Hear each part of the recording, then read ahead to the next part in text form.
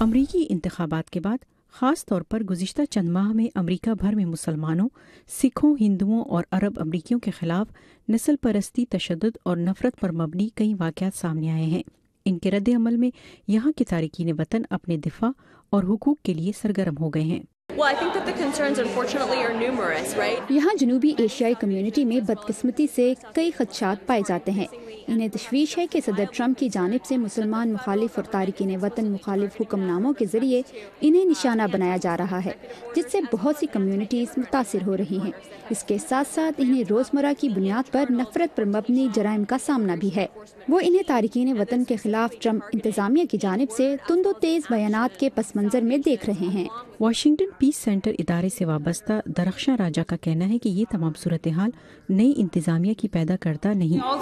ہماری جو political orientation بہت بڑے سالوں سے ہے، وہ یہ تھے کہ بھی ہم گورنمنٹ میں اگر ہم ریلیشن شپ بنائیں گے تو اٹ مینس کہ ہماری کمیونٹیز ٹارگیٹڈ نہیں ہوں گی، مگر ہم نے اوباما ایڈمنسٹریشن کے اندر بھی دیکھا کہ بھی لوگ تو وار اینڈ ٹیرر ایکسپینڈ ہوا ہے، رائٹ۔ جو 7 اور 6 ملک ہیں وہ جس مسلم بین میں ہیں، وہ ایکچولی اوباما کے ویزا ویور پروگرام سے لیے گئے تھے، تو یہ ایکچولی ٹرمپ نے نہیں سلیکٹ کیے، یہ ایکچولی اوباما نے سلیکٹ کیے ہوئے تھے۔ امریکی صدر ڈونلڈ ٹرمپ نے ریاست کینسس میں 2 بھارتی نژاد امریکیوں کی ہلاکت کو نسل پرستانہ جرم قرار دے کر مذمت کی تھی اور کہا تھا کہ ہمارے ملک میں ایسے واقعات کے لیے کوئی جگہ نہیں ہے، اگرچہ امریکہ میں نفرت پر مبنی جرائم کے خلاف قوانین موجود ہیں۔ George town university law centre سے وابستہ ارجن سیٹی کہتے ہیں کہ وفاقی حکومت کو نفرت پر مبنی جرائم کے سلسلے میں زیادہ مضبوط قوانین کی ضرورت ہے۔